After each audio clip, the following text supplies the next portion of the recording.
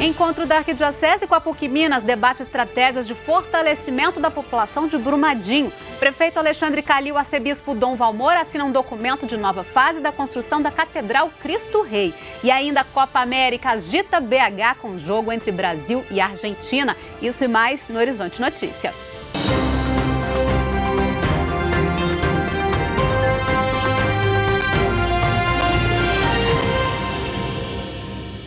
Após 5 meses do rompimento da barragem da mina do Córrego do Feijão, o apoio à população de Brumadinho em diversas áreas ainda é essencial. Nesse fim de semana, a Arquidiocese de Belo Horizonte, em parceria com a PUC Minas, realizou um dia de divulgação da cultura e de formação de uma rede de apoio a essas comunidades. O encontro também discutiu estratégias de fortalecimento dos atingidos pela tragédia. O congado faz parte das raízes de Brumadinho. O grupo Moçambique de Nossa Senhora do Rosário tem mais de 100 anos de história e mantém viva a tradição e a fé de um povo. Nós, sem Deus, sem Maria no nosso caminho, nós não somos nada, nós não vamos para lugar nenhum. Então a fé é a coisa mais importante que nós temos. A fé tem sido refúgio para os moradores de Brumadinho depois da tragédia do início do ano. Muitos ainda nem sabem se a região voltará ao normal. Não sei, né?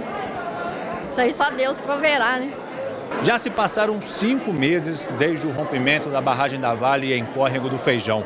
De acordo com o último balanço da Defesa Civil, 246 pessoas morreram e outras 24 estão desaparecidas. A comunidade segue em busca dos corpos e também de um recomeço. A Arquidiocese de Belo Horizonte tem atuado desde o início junto à comunidade. Há 2 meses, a PUC Minas criou o projeto de extensão Unindo Forças com Brumadinho. Este encontro foi a oportunidade para que os moradores pudessem conhecer projetos que serão implementados pela universidade. Nós começamos aqui em Brumadinho realizando um diagnóstico psicossocial e socioassistencial, para que nós conhecêssemos melhor essa realidade. O que está acontecendo aqui, né, os grupos mais vulneráveis, as entidades que já estão atuando aqui. Na esteira deste diagnóstico, nós pretendemos implantar cerca de 20 projetos de extensão para serem executados a partir do 2º semestre desse ano. Os trabalhos foram divididos em 6 temáticas. Entre eles, haverá atendimento para ajudar as famílias a cuidarem das finanças e negócios, orientações médicas e veterinárias e ações sociais. Olha, principalmente na área da psicologia, né? Que as pessoas, assim, não estavam acostumadas com isso, né? Nunca aconteceu aqui, na verdade. E depois dessa tragédia, está todo mundo assustado, horrorizado. Eu acho assim, os projetos são bacanas e acredito que vai ter um resultado muito positivo. O local onde será o Santuário Nossa Senhora do Rosário foi o escolhido para anunciar o recomeço, tendo a cultura local como um dos pilares.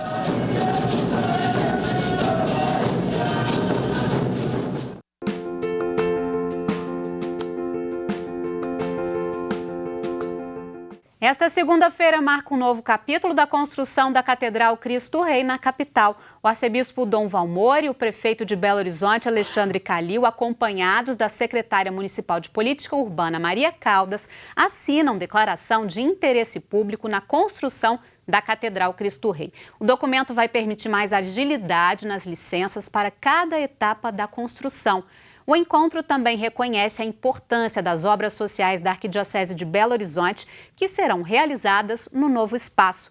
Amanhã você acompanha a cobertura desse momento aqui no Horizonte Notícia. E o arcebispo e presidente da CNBB falou com a nossa equipe sobre reunião do Conselho Permanente da Conferência na última semana em Brasília para debates e encaminhamentos com todos os regionais do país. Foi a primeira do novo quadriênio, que vai até 2023. Uma reunião importante de ajustes dos funcionamentos das comissões, das escolhas dos bispos compondo as comissões e também dos assessores que foram definidos. E, de modo especial, focalizamos o grande horizonte nosso como igreja, diretrizes gerais da ação evangelizadora na igreja no Brasil. E, a partir daí, nós falamos de muitas questões, de muitos desafios e de muitas necessidades, reavivando em nós essa consciência e, sobretudo, o compromisso de darmos passos muito determinados, muito comprometidos no sentido de fazermos o que o Papa Francisco espera de nossa igreja. Uma igreja missionária, uma igreja em saída. Um caminho bem começado, numa direção também muito bem definida e por nós compreendida. Faremos esse caminho com a graça de Deus e sob a proteção de Nossa Mãe da Piedade. E agora veja as vagas de emprego abertas no Cine da capital. Uma vaga para assistente de vendas, necessário ter 6 meses de experiência em ensino médio completo, o salário é de R$ 1.200. 2 vagas para eletricista de instalações de veículos automotores. É preciso ter 6 meses de experiência em ensino fundamental completo, salário de R$ 1.400. 3 vagas para consultor de vendas, experiência de 6 meses em ensino médio completo, salário de R$ 1.300. Uma vaga para manobrista, experiência de 6 meses em ensino médio incompleto, salário é de R$ 1.319. O Cine funciona de segunda a sexta-feira, de 8 da manhã às 5 horas da tarde. Informações no site da Prefeitura ou no aplicativo Cine Fácil. A gente agora vai falar de esporte, sobre futebol. Belo Horizonte está agitadíssima com a seleção brasileira que disputa a semifinal da Copa América por aqui, mas também tem jogo de times mineiros. Por isso está aqui com a gente hoje Paulinho Azeredo. Seja bem-vindo. Tudo bem, Fernanda? Bom dia, telespectador. Pois é, vamos começar a falar desse jogo treino que tem hoje, não é isso? Isso, o horário seria à tarde, mudou devido ao treino da seleção da Argentina na Toca da Raposa. Então, América e Cruzeiro jogam agora, daqui a pouquinho, 10 horas, lá na Toca, preparativo para a volta da Copa América. O Cruzeiro tem o Atlético pela frente, já no dia 11, jogo decisivo das quartas de final da Copa do Brasil. Então, teremos esse jogo treino lá na Toca entre Cruzeiro e América. Quando que volta o brasileiro?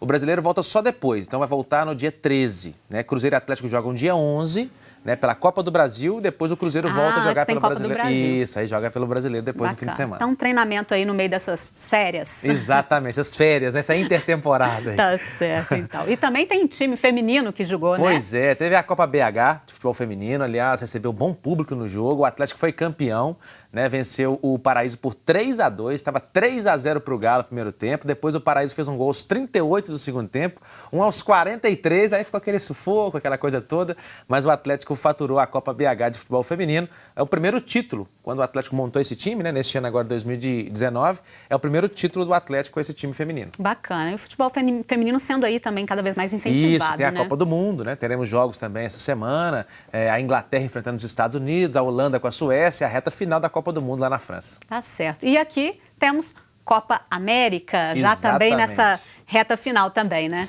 Agora chegou a hora, né, de ver quem tem mais garrafa para vender, como se diz nas antigas, né?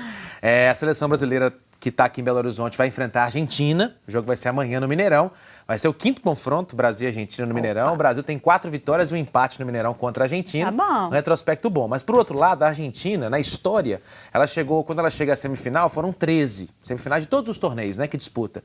Ela passou para a final em 12. Então, assim, a Argentina também tem números expressivos, né, uma seleção respeitada. Sempre uma boa disputa, né, Exatamente. Brasil e Argentina. E do outro lado também teremos na semifinal, né, tem Brasil e Argentina de um lado, do outro lado a gente vai ter o Chile, que tirou a Colômbia, que tinha a melhor campanha da primeira fase, com o Peru. Olha que só, foi uma Peru, surpresa, né, desse fim de semana. O Peru tomou de 5 do Brasil na fase classificatória, enfrentou o Uruguai agora no último sábado, venceu nos pênaltis, né, não era esperado o Uruguai passar com tranquilidade, e agora o time do Paulo Guerreiro, que é do Internacional aqui de Porto Alegre, vai enfrentar a equipe do Chile, que é o último campeão. Aliás, o Chile foi campeão das 2 últimas.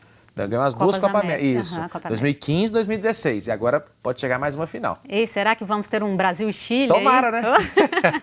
Tomara. Pois é. Bom, enquanto isso, a seleção brasileira, como a gente disse, está treinando. Eles estão na cidade do Galo desde sábado para esse jogo decisivo.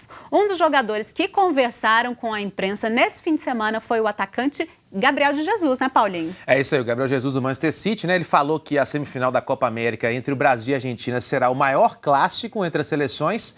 E durante a coletiva de imprensa na cidade do Galo, onde a seleção está treinando, o atacante disse também que a seleção vai sofrer mais pressão para vencer do que a Argentina. Vamos conferir. Nesse domingo, a seleção brasileira trabalhou com portões fechados durante a tarde na cidade do Galo. O mistério foi depois de o técnico Tite abrir todo o treino de sábado à imprensa, na primeira atividade desde a chegada a Belo Horizonte.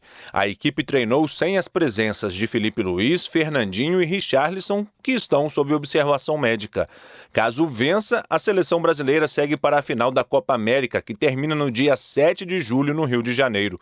Na entrevista coletiva, Gabriel Jesus disse que, por se tratar de um jogo em casa, os brasileiros entram com vantagem e, ao mesmo tempo, mais pressão para vencer a seleção de Messi. Pela rivalidade, pelo histórico também, de sempre ter disputas decisivas. Então, acredito que sim, para mim é o maior clássico entre seleções. Tem o Messi, que é o melhor jogador do mundo, tem o Agüero, que para mim é um dos melhores aí nos últimos tempos centroavantes. Então, óbvio que vai ser difícil, porém eles vão ter que suar para entrar na gente. Assim também eu acho que a gente vai ter que fazer muito bem para entrar na defesa deles. Enquanto isso, a torcida já palpita sobre o jogo e se anima com uma grande partida entre Brasil e Argentina. Essa rivalidade Brasil-Argentina sempre teve, né? Então, tem as pessoas que brincam mais com isso, tem outros que já não gostam muito de brincar. Sempre fica o resquício, né, de uma rivalidade, com certeza. Espero com certeza passar de fase. Espero que a gente vá para a final e ganhe toda a Copa América aqui, como foi em todas as épocas passadas. Todas as Copas Américas que tiveram no Brasil, a gente ganhou. Então vamos ganhar essa também. Bom, vamos ver, né? Se fosse fácil assim, né? Todos que tiveram, a gente ganhou. Então agora a gente vai ganhar também. Não, mas assim, a Copa América esse ano teve um nível mais baixo, né? Técnico. E o Brasil, que não mostrou muita coisa, né? É um dos favoritos, ao lado da Argentina, por exemplo. Acho que um dos dois deve vencer o torneio. Mesmo que o Chile passe, acho que um dos dois deve vencer o torneio. O Brasil teve o Felipe Luiz treinando, que era dúvida, então passa a ser quase que uma certeza que entra em campo, jogador experiente, né, do Atlético de Madrid. E do lado da Argentina, tem aquela expectativa sempre em torno do Lionel Messi. Tá certo. Vamos lá, então. Vamos ver, acompanhar nessa terça-feira, então, 9h30 da noite, tem Brasil e Argentina, semifinal da Copa do Brasil. Muito obrigada, Paulinho. Obrigado, um abraço, gente. A gente se despede agora. Para rever esse Horizonte Notícia, acesse o nosso site. Até amanhã, gente. Tchau, tchau.